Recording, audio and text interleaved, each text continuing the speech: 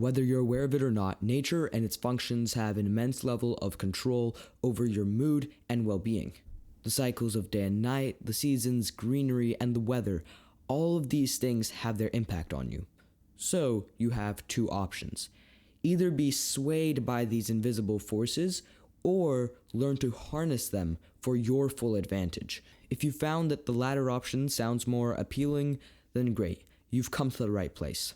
Let's begin. So, to start this off, I want you to, right now, close your eyes and do your best to fully imagine and visualize what I say. You're in your bed and you've just woken up.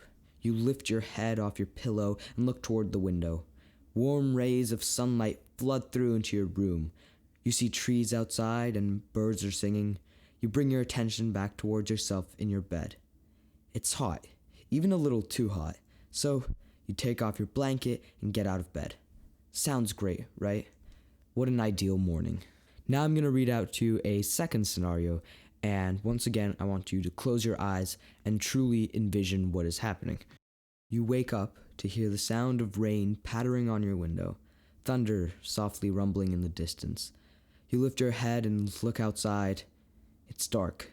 So dark, in fact, that you check your clock to make sure it's not the middle of the night. As you place your head back down onto your pillow, you realize you're shivering. It's cold. You snuggle tighter into your blanket in an attempt to warm yourself and close your eyes. Now, I want you to compare these two scenarios. Just the weather was able to create massive differences in the mood and actions of these two imaginary people that I made you envision. And that was just the morning. Think about how these different actions and moods in this weather is going to continue to affect them later on into their day. Let's take this example a bit further and think of them walking to their job after they wake up. The first person is going to be strolling along happily, enjoying the bright sunny day and looking at the nature, all of the great things, right? But the other person is going to be trudging along in the rainy, dark weather, in the storm with an umbrella and a raincoat, and it's still dark outside. Can you imagine how different these two people's days are going to be?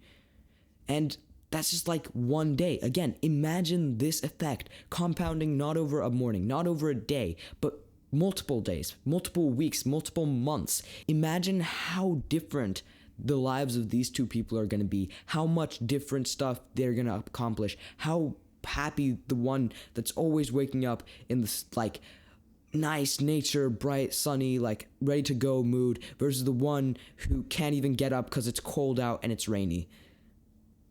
Yeah. So, what can you do about this? Well, there's actually a very easy option. All you have to do is become a wizard that can control the weather, and suddenly you can use all of these stuff to your advantage. Great.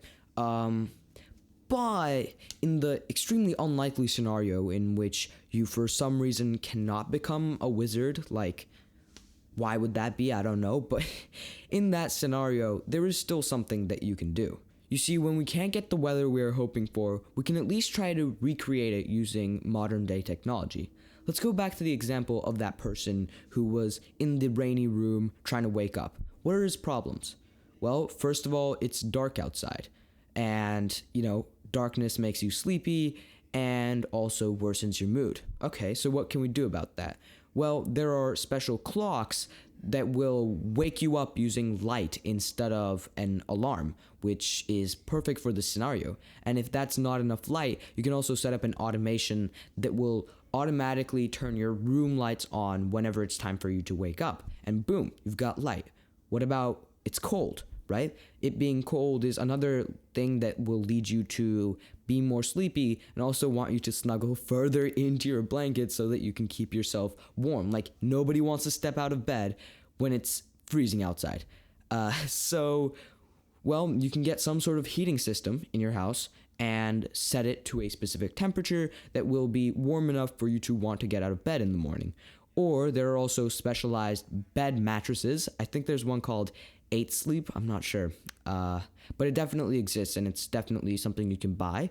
And what it does, it's like a mattress, but with cooling and heating that will automatically adjust its heat and temperature to give you the best optimal sleep And that's also going to have other added benefits because it's always adjusting throughout the night.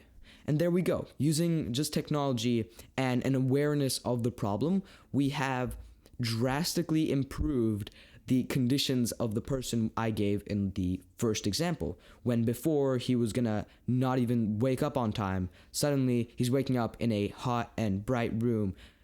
Not exactly like the guy who actually woke up in the bright and warm room, but hey, I mean, it's close enough. Unless you can become a wizard, there's not much better that you can do here.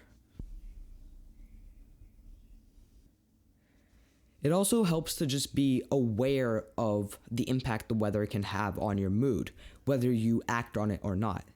See what I did there? Whether you act on it, because it's like the whether you act on it or not. Sorry, it's a bad pun.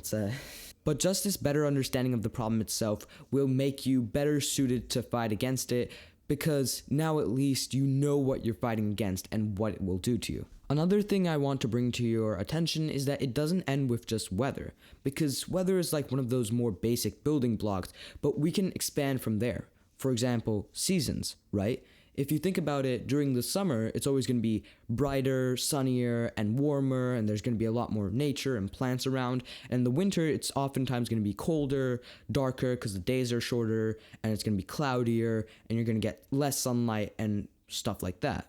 Now, don't get me wrong, I still love the winter, I love the snow, it used to be my favorite season, but it's also good to be aware of these different factors so that one, you can make the most of them while you have them, and also you can try to make up for it if you don't have it. For example, another thing is nature, like greenery, plants. You're going to have a lot more plants and beautiful flowers in spring than you will have in the middle of winter. Yes, obviously. And there is many studies pointing towards the many different positive health and mood effects of being in nature. So does that necessarily mean that spring is the better season? No. But you will know to say when it's spring, you will know that I have nature, which I won't have later on, so let me use it now and make the most of it while I still have it, and then during the winter, let me try and find the next best thing so I can still try to somehow derive these benefits.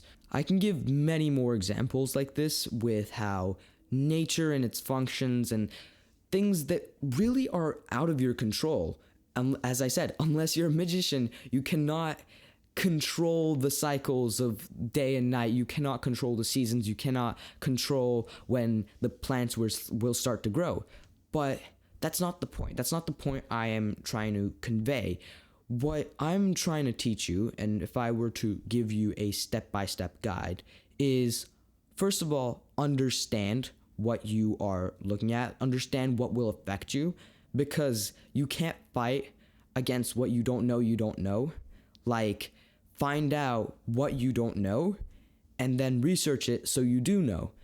And then once you do know, find a way to make the most of it, get the most of it while it's available to you. So if it's nature, go into nature while it's available.